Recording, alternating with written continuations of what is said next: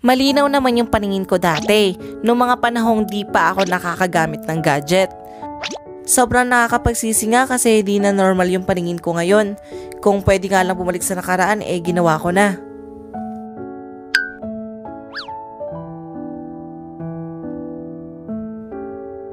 Back when I was in high school, malinaw pa naman yung mata ko.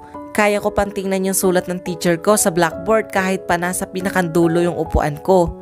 Tanda ko pa dati may isa akong classmate na babae na malabo yung mata. Madalas pinagtatawanan namin siya lalo na pag natatawag ng teacher namin para magbasa.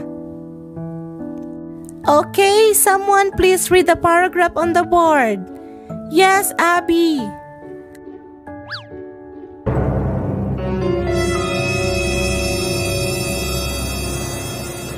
Ano ba yan, Abby? May galit ka ba sa blackboard? Ayan galit na naman siya. Oo nga.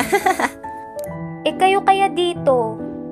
Ma'am, hindi ko po mabasa Ano ba yan? Nasa unahan ka na nga, di mo pa mabasa?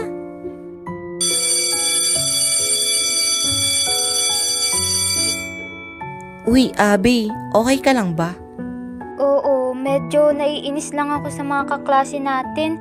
Sila kaya magbasa na malabo ang mata? Bakit ba hindi ka nagpapasalamin? Kung alam mo lang, matagal ko nang gusto. Di naman kasi ako pinapansin ni mama So, year later, nagkaroon ako ng sarili kong phone. At doon na nagsimulang lumabo yung mata ko. Paano ba naman kasi?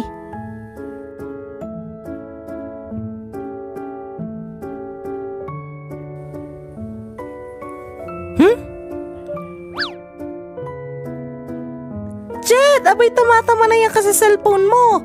Maghapon ka na dyan Saglit lang po.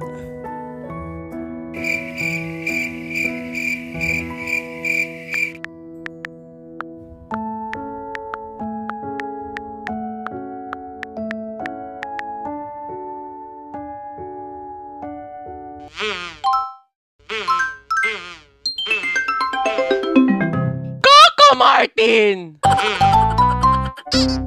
Uy, Jed, ang taas naman ng brightness niyang cellphone mo. Di ba sumasakit mata mo dyan? Mas mataas ang brightness, mas maganda.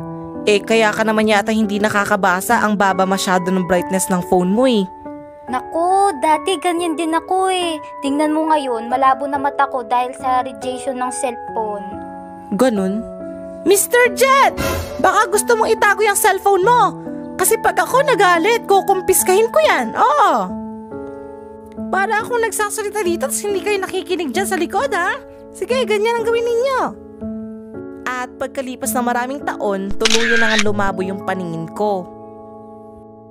Di ko din nga alam kung cellphone lang ba yung dahilan o namana ko lang siya. Pero ako lang naman yung malabo ang mata sa pamilya namin, so ayun, cellphone nga. Ayan, kaka-cellphone mo yan! Alam nyo ba, sobrang hirap ng malabo ang mata. Bakit? Narito lang naman ang mga dahilan. Okay class, someone please read the sentence on the board. Yes, Jed! Ma'am, magsi-CR lang po muna ako. Anong CR? Basahin mo muna. Ma'am, di ko po mabasa di lumapit ka. The difference between the two characters is that, ano yun? Di ko mabasa, liit na sulat. Jet! Sa unahan ka na umupo Hala, pag sa unahan ako umupo, hindi na ako makakapagdaldal.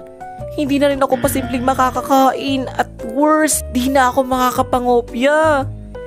May sinasabi ka? Wala po.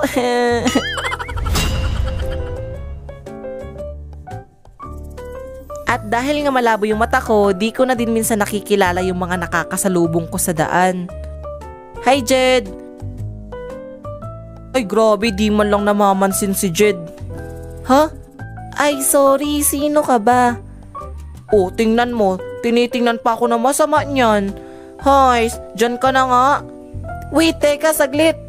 Di kasi kita makilala Sino ba yun? Tapos, ang pinakang ayaw ko sa lahat, yung pag magkikita kami ng mga kaibigan ko sa labas. Nasaan na ba yung mga yun? Grabe, di ko sila makita. Kanina pa ako nandito Nasaan na ba yung mga yun?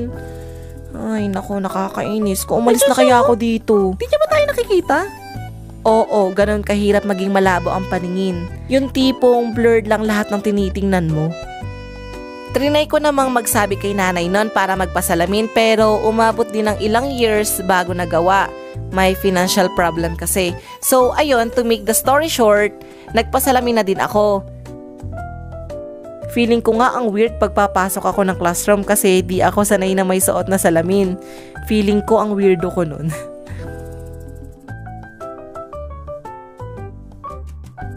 Oy, nerd yarn!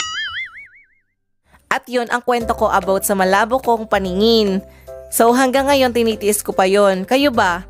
Sana naman walang malabo ang mata sa inyo, no? Pero kung meron, kwento nyo naman dyan yung experience mo.